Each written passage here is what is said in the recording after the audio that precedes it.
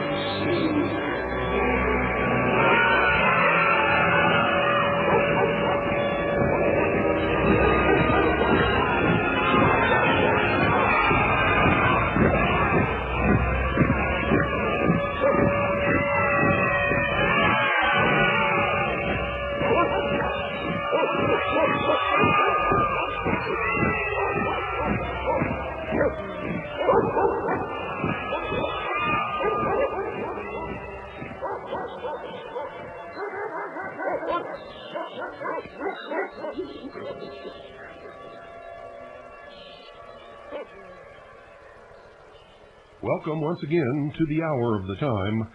I'm William Cooper. Ladies and gentlemen, make sure that you stay glued to your radio tonight as we bring you another in the never-ending series that we call Mystery Babylon.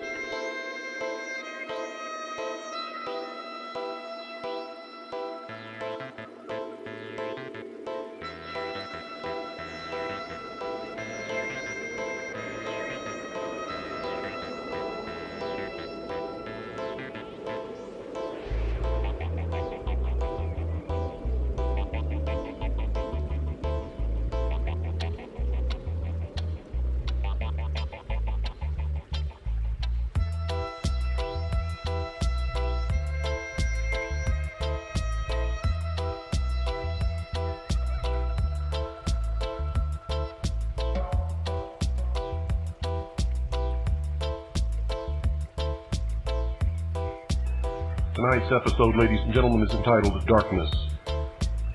There is no study so intriguing and yet so mysterious as that of the early religions of mankind. To trace back the worship of God to its simple origin, and to mark the gradual process of those degrading superstitions and hallowed rites which darkened and finally extinguished His presence in the ancient world.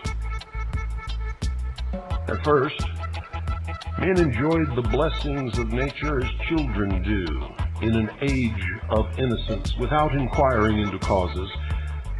It was, in fact, sufficient for them that the earth gave them herbs, that the trees bore them fruit, that the stream quenched their thirst. They were happy, and every moment, though unconsciously, they offered a prayer of gratitude to Him whom as yet they did not know. And then a system of theology arose, amongst them vague and indefinite as the waters of the boundless sea. They taught each other that the sun, the earth, the moon, and the stars were moved and illumined by a great soul which was the source of all life, which caused the birds to sing, the brooks to murmur, and the sea to heave. It was a sacred fire which shone in the firmament, and in mighty flames it was a strange being which animated the souls of men, and which, when the bodies died, returned unto itself again. Ancient man silently adored this great soul in the beginning and spoke of him with reverence, and sometimes they raised their eyes timidly to his glittering dwelling place on high. And soon they learned to pray. When those whom they loved lay dying, they uttered wild lamentations and flung their arms despairingly toward the mysterious soul. For in times of trouble, the human mind, so imbecile, so helpless, always clings back to something that is much stronger than itself. As yet, in that time, they worshipped only the sun, the moon, and the stars. And not as gods, but as visions of that divine essence which alone ruled and pervaded the earth, the sky, and the sea. They adored him kneeling with their hands clasped and their eyes raised. They offered him no sacrifices. They built him no temples. You see, they were content to offer him their hearts, which were full of awe, in his own temple, which was full of the grandeur of nature. For the God they worshipped was indeed nature's God.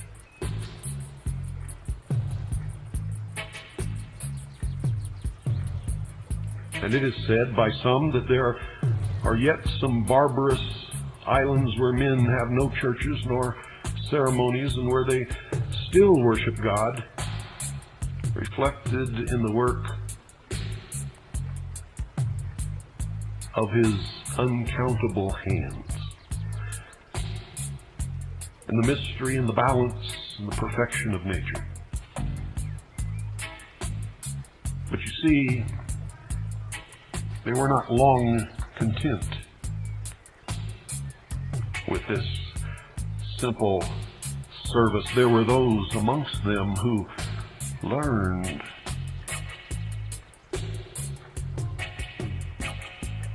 how to subvert and twist so that they could control the others around them. Prayer, which had first been an inspiration, suddenly fell into a system, and men already grown wicked prayed the deity to give them abundance of wild beast skins and to destroy their enemies. They ascended eminences, mountain tops, and they built towers as if hoping that thus, their being near God, he would prefer their prayers to those of their rivals. And those who controlled those eminences became powerful. And such is the origin of that superstitious reverence for high places which was universal throughout the entire heathen world.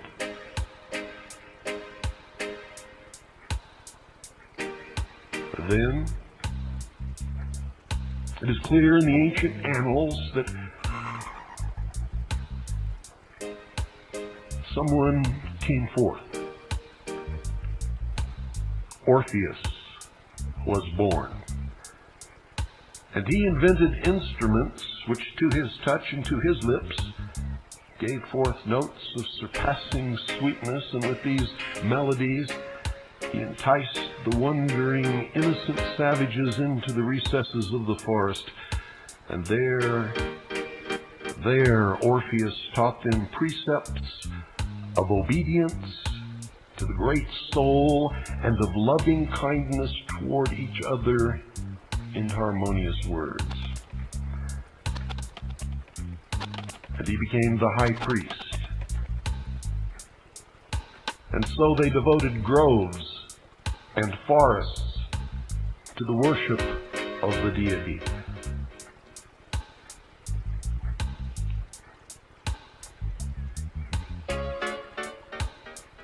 There were men who had watched Orpheus and who had seen and envied his power over the herd who surrounded him.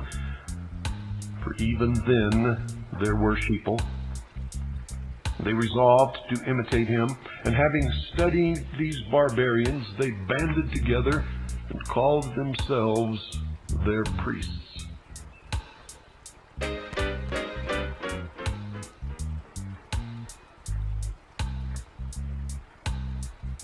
Religion is divine, but its ministers, after all, are men.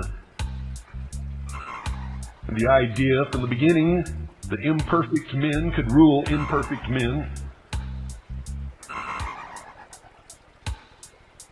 is flawed. For alas, sometimes they are demons with the faces and wings of angels. You see, the simplicity of men and the cunning of their priests has destroyed or corrupted all the religions of the world, bar none. For these priests, ladies and gentlemen, taught the people to sacrifice the choicest herbs and flowers. They taught them formulas of prayer and bade them make so many obeisances to the sun and to worship those flowers which opened their leaves when he rose and which closed them as he set. For the great ball of fire that makes its way from dawn to dusk across the sky was seen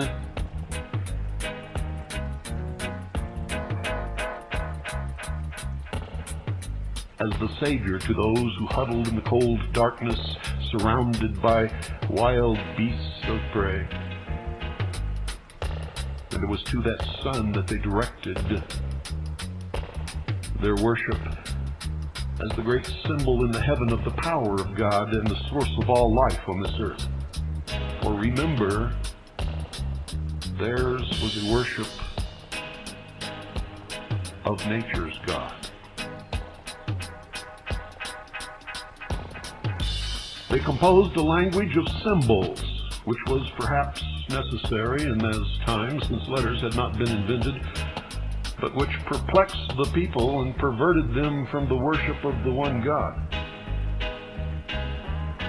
Those symbols are still used upon the sheeple of the world today, the great herd.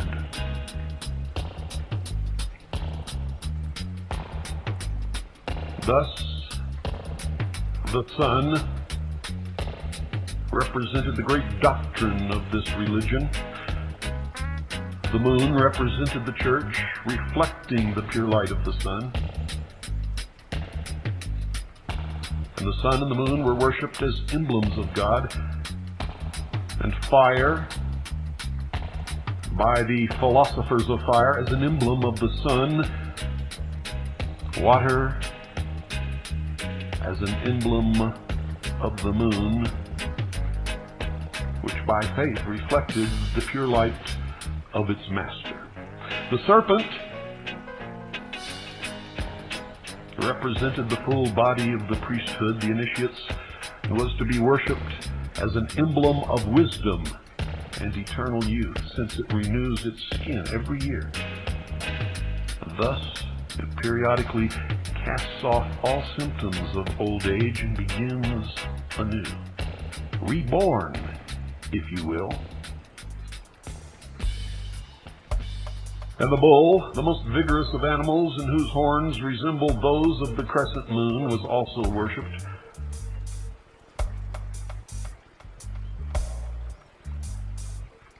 The priests observed the avidity with which the barbarians adored these symbols and increased them. It was a time of great mystery and little understanding of any that was seen around them.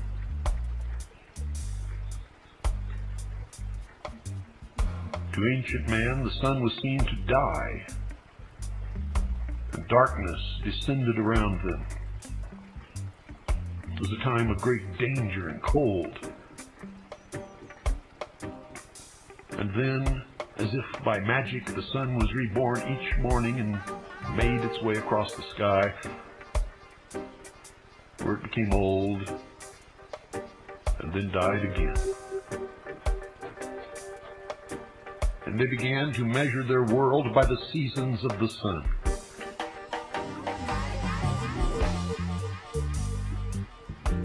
And their religion reflected all of this. And religions today, even though denying any connection with this ancient paganism, still reflects this exact religion in its ceremonies and in its holy days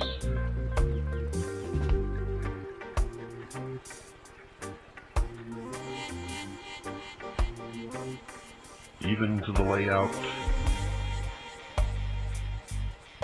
of its churches.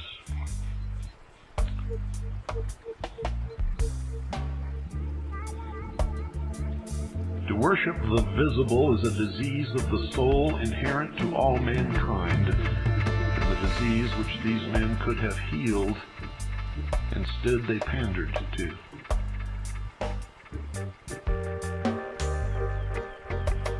It is true that the first generation of men might have looked upon these merely as the empty symbols of a divine being, but it is also certain that in time the vulgar forgot the God in the emblem and worshipped that which their fathers had only honored, and therefore the symbol became the God. Egypt was the fountainhead of these idolatries, and it was in Egypt that the priests first applied real attributes to the sun and to the moon, whom they called his wife, and sister, and mother. And the sun became Osiris, the moon became Isis, brother and sister, mother and son, husband and wife.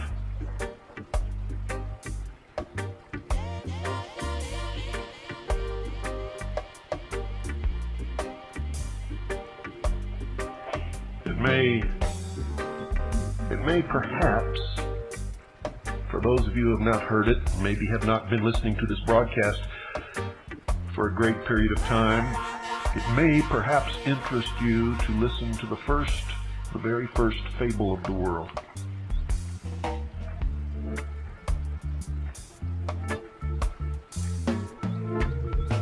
From the midst of chaos was born Nimrod, and at his birth a voice was heard proclaiming, "The ruler of all the earth is born." And from the same dark and troubled womb were born Semiramis, the queen of light, and the spirit of darkness. This Nimrod traveled over the whole world and civilized its inhabitants and taught them the art of agriculture. And his wife Semiramis built the first fortified cities and walls. But on his return, the jealous darkness laid a stratagem for him, and in the midst of a banquet had him slain. He was nailed down in his prison, which cast into the river, floated into the sea, which even in that ancient time was never mentioned, but with marks of detestation. And when Semiramis learnt these sad news, she cut off a lock of her hair and put it on her mourning robes and wandered through the whole country in search of the dead body of her husband.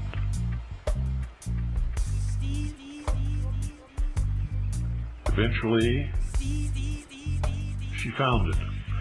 By casting a magic spell,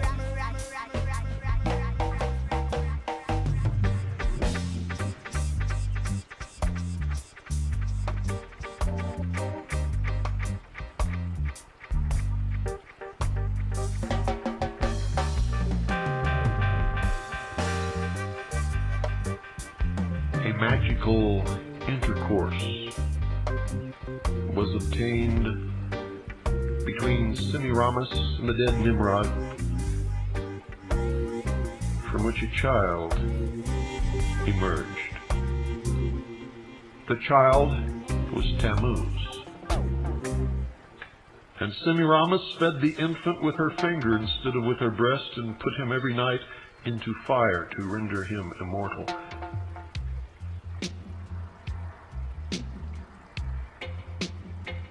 And now, let me read you a later story of the same myth, only with different names.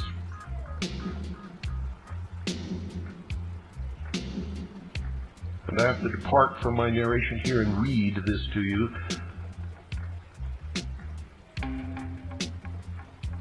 From the midst of chaos was born Osiris.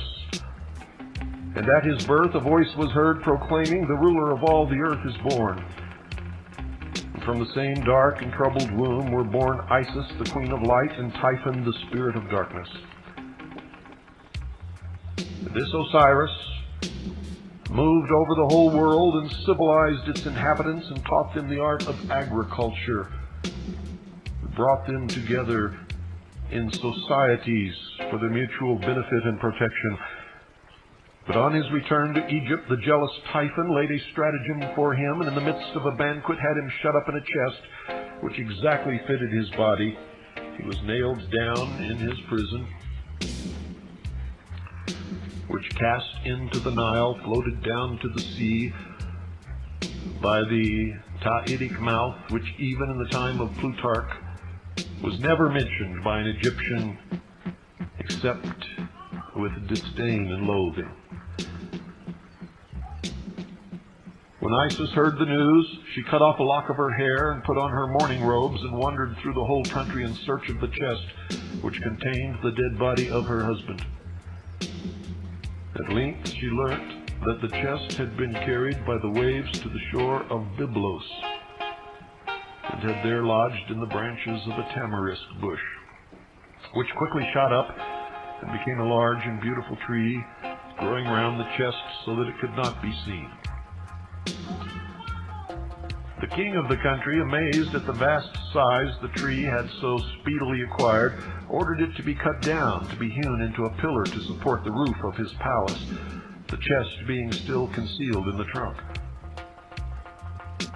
The voice which had spoken from heaven at the birth of Osiris made known these things to poor Isis, who then went to the shore of Byblos and sat down silently by a fountain to weep.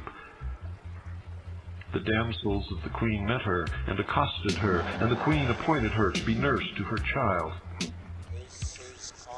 And Isis fed the infant with her finger instead of with her breast, and put him every night into fire to render him immortal. While transforming herself into a swallow, she hovered around the pillar which was her husband's tomb, and bemoaned her unhappy fate. It happened that the queen thus discovered her, and shrieked when she saw her child surrounded by flames. And by that cry she broke the charm, and deprived him of immortality. By that cry, Isis was summoned back to her goddess form, and stood before the awestruck queen, shining with light and diffusing sweet fragrances around. She cut open the pillar, and took the coffin with her, and opened it in a desert. There she embraced the cold corpse of Osiris, and wept bitterly.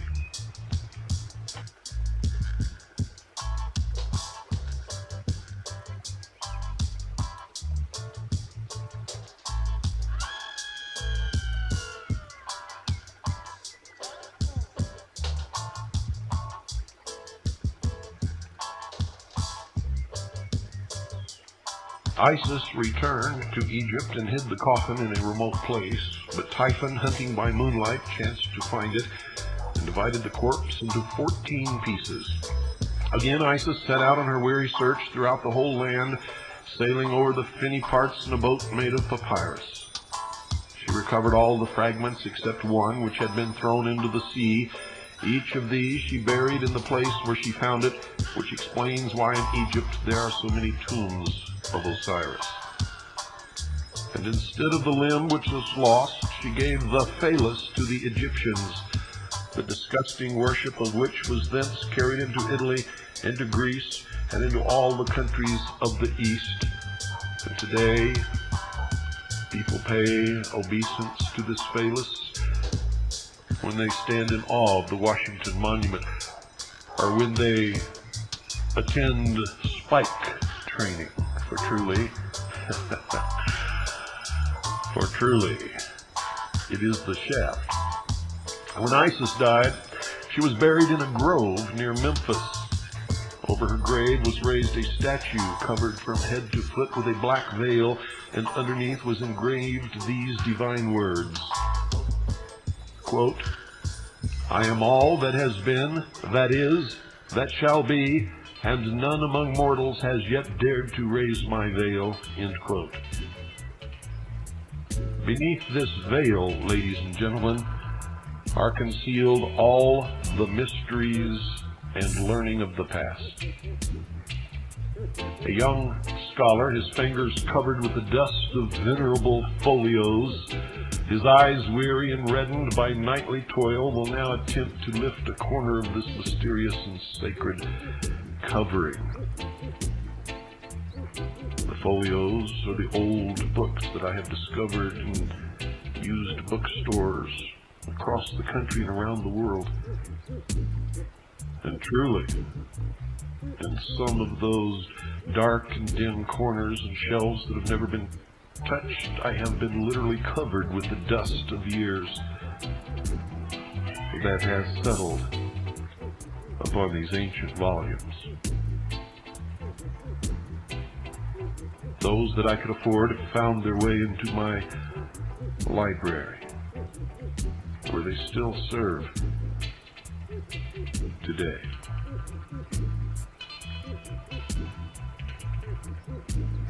You see, these two deities, Isis and Osiris, were the parents of all the gods and goddesses of the heathens, or were indeed those gods themselves, worshipped under many different names: Nimrod, Semiramis, Isis, Osiris, Diana, and Dionysus.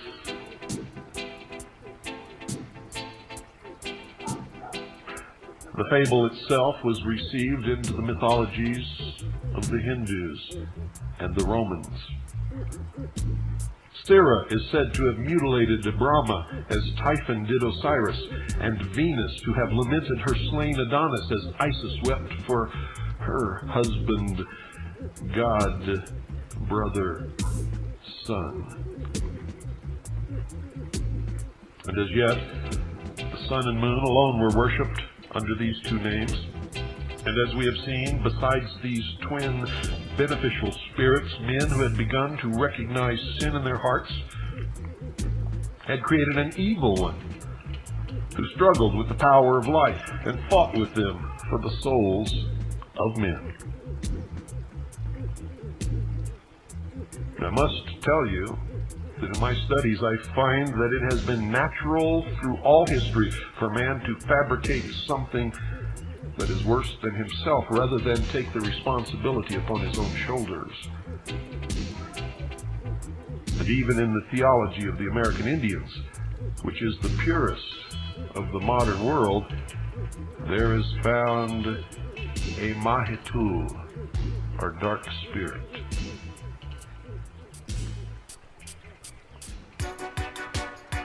Osiris, or the sun, was now worshipped throughout the whole world, though under different names.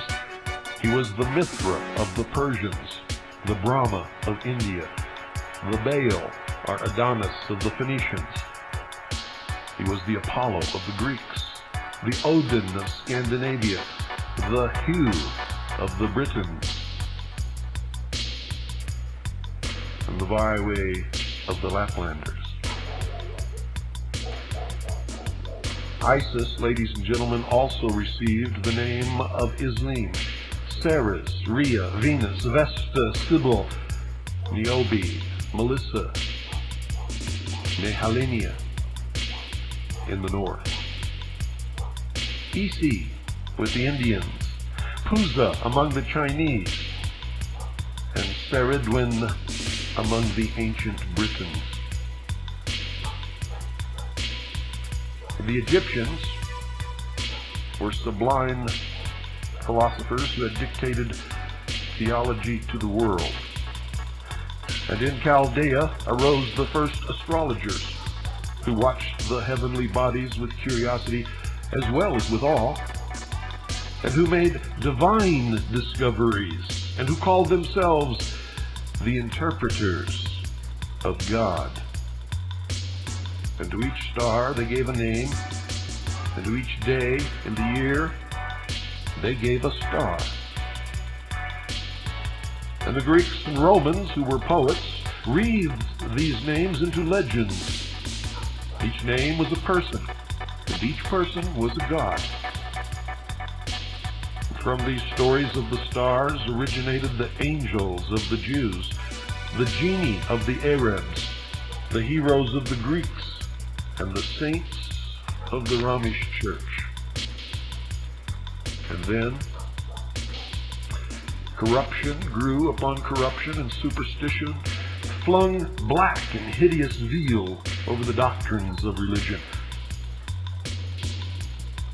You see, a religion, ladies and gentlemen, is lost, utterly lost, as soon as it loses its simplicity. Truth has no mysteries. It is deceit alone that lurks in obscurity. It is only the lie that is hidden behind a door. Men multiplied God into 1,000 names and created him always in their own image. Him, too, whom they had once deemed unworthy of any temple less noble than the floor of the earth and the vast dome of the sky which he had created, they worshipped in caves and then in temples which were made of the trunks of trees, rudely sculptured and ranged in rows to imitate groves of trees, and with other trunks placed upon them traversely to form the cross that is seen when you hold up your son.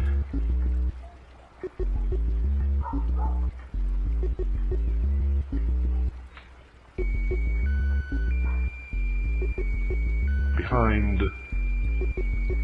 some obstacle, they streak across the sky. These were the first buildings of worship erected by man from no reverence for the deity, for God, but only to display that which they conceived to be a stupendous effort in art, and to display their knowledge and power so as to more adequately rule and subjugate the herd, the sheeple, the profane humanity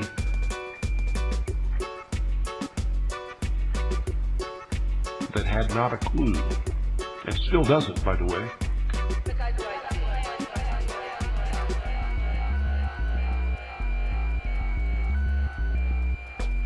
It may be necessary to remind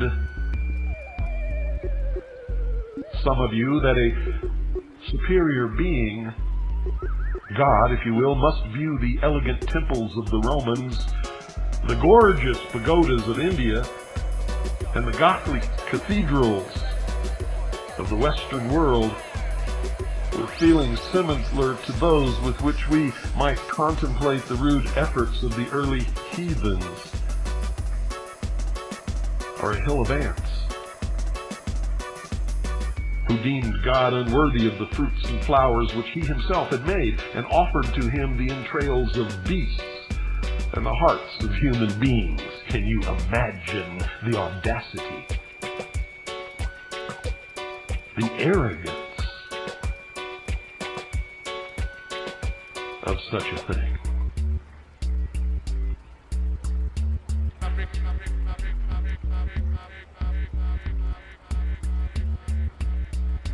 We can compare, ladies and gentlemen, an ancient and fallen religion to the ship of the Argonauts, which the Greeks, desiring to preserve to posterity, repairing in so many different ways that at length there did not remain a fragment of the original vessel which had borne to Colchis, the conqueror of the Golden Fleece.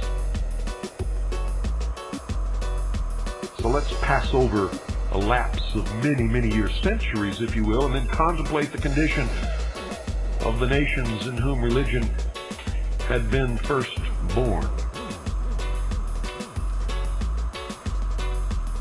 We find the Egyptians adoring the most common of plants, the most contemptible of beasts, the most hideous of reptiles. The solemnity and pomp of their absurd ceremonies held them up to the ridicule of the whole wide world. Clemens of Alexandria describes one of their temples thusly, quote, "The walls shine with gold and silver and with amber and sparkle with the gems of India and Ethiopia, and the recesses are concealed by splendid curtains. But if you enter the penetralia and inquire for the image of God for whose sake the fane was built, one of the pastophori or some other attendant on the temple approaches with a solemn and mysterious face, and putting aside the veil, suffers you to obtain a glimpse of the divinity. And there, upon an altar, you behold a snake, or a crocodile, or a cat, or some other beast, a fitter inhabitant of a cavern or a bog than of a temple, or a giant penis, the phallus of Osiris, which Isis had substituted upon the altar of Egypt. The priests of Egypt were always impostors, but once so celebrated had degenerated into a race of jugglers, a circus if you will. Also, the Chaldeans lived upon the fame of their fathers and upon their own base trickeries. No one was honest anymore. No one could point to God. No one understood that all the symbols of the universe and nature represented the power of an unseen God. That the first men worshipped, the Brahmins or Brahmins, whose priests of India once so virtuous and celebrated as being so wise, they too had fallen. Once they had forbidden the shedding of so much as an insect's blood. One day in the year alone, at the feast of Jagam, they were authorized to sacrifice the flesh of a beast, and from this many had refrained from attending, unable to conquer their feelings of abhorrence.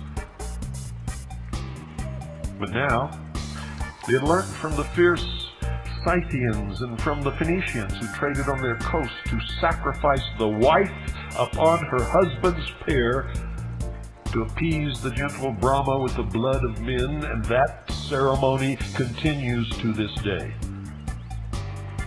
The angels who had presided over them became savage demons who scourged them on to cruel penances, even to lifetimes of suffering and famine. And in the sacred groves where once the Brahmin fathers had taught their precepts of love, men emaciated, careworn, even dying, wandered sadly, waiting for death as tortured prisoners wait for their liberty. But worse still, these wicked priests sought through the land for the most beautiful young women and trained them to dance in the temples and to entice the devotees to their arms with lustful attitudes and languishing looks, and with their voices which mingled harmoniously with the golden bells suspended on their feet. They became prostitutes for the priesthood. They sang hymns to the gods in public and in private, enriched the treasuries of the pagoda with their infamous earnings. And thus a pure, very simple religion was debased by the avarice and lewdness of its priests. So the temples became a den of thieves. So prostitution sat enthroned upon the altars of the gods, and today it continues, although prostitution in a different way. Most religious meetings today are spiritual consumerism. It begins with a problem, and when the hour is over, the problem has been solved, and the coffers of the priest, the minister, have been filled in the process. Greece and Rome, buried in sloth and luxury, did not escape the general contamination. The emblem of generation, the phallus which Isis had bestowed upon the Egyptians, and which they had held in abstract reverence, had now obtained a prominent place in the festivals of these nations, as did the lingam, and those of the Hindus, and it was openly paraded in processions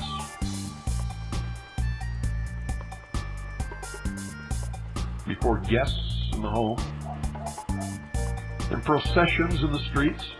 It was worn by Roman nations in bracelets upon their arms. It adorns our nation's capital as the Washington Monument and stands mocking us in Dealey Plaza in Dallas, Texas. The sacred festivals and mysteries which they had received from the Egyptians and for which the women had been wont to prepare themselves by continence and the men by fasting were now mere vehicles for all the depravities and deceptions of the very lowest kind. Men were permitted to join the women in their worship of Bacchus or Adonis, of the Bona Dea, and even of Priapus. And so dissolute did the Dionysia become, ladies and gentlemen, that the civil powers were compelled, yea, forced to interfere with those of religion, and the Bacchanalia were abolished by a decree of the Roman Senate. But it was too late, for Rome's fate had been sealed. And the Jews, the chosen people of God, had not their religion changed? Had not God, weary with their sins, yielded them to captivity, scourged them with sorrow, menaced them with curses? And isn't the state of Israel more a secular state than a religious state today, despite the claims of Zionism? They worshipped Baal, Peor, the Priapus of Assyria. They sacrificed their children to Moloch. They had dancing girls in the holy temple. This corruption spared no race, no people, no religion, and no one can point to any other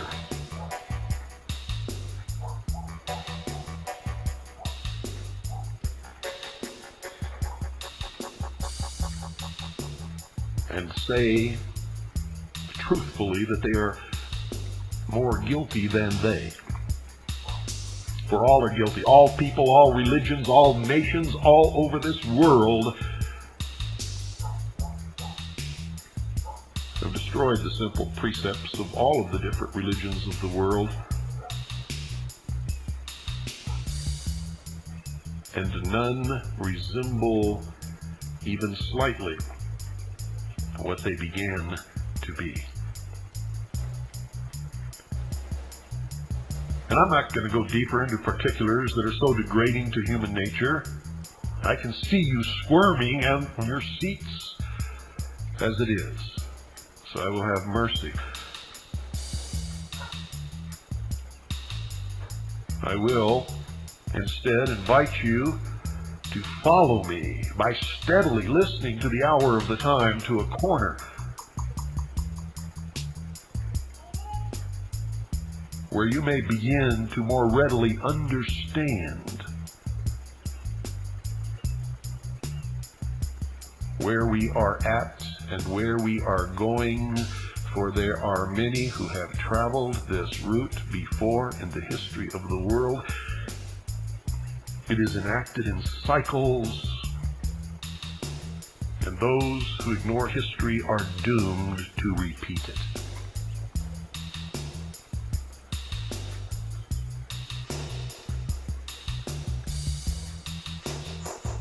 There is a place in the world where, at least for many ages, religion was preserved in its pristine purity, and whose priests, through a barbarous soldiery, were received as martyrs,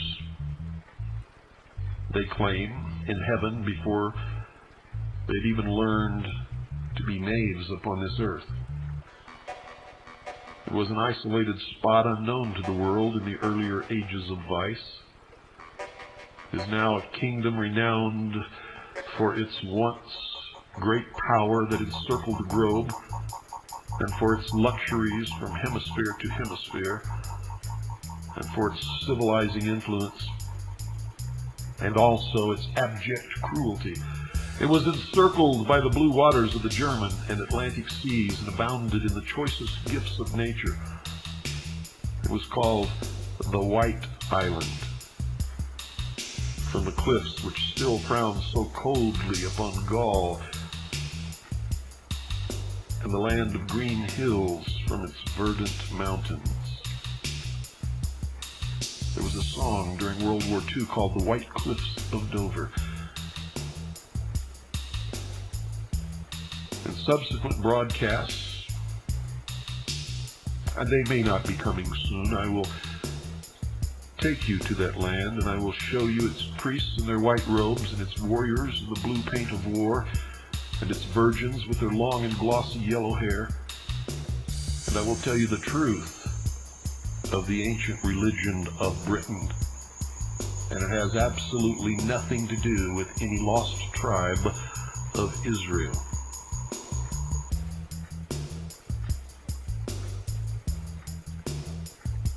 We will begin that journey some propitious evening,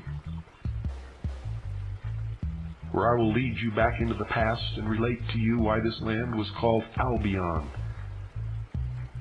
and why Britain. Good night, ladies and gentlemen, and God bless each and every single one of you.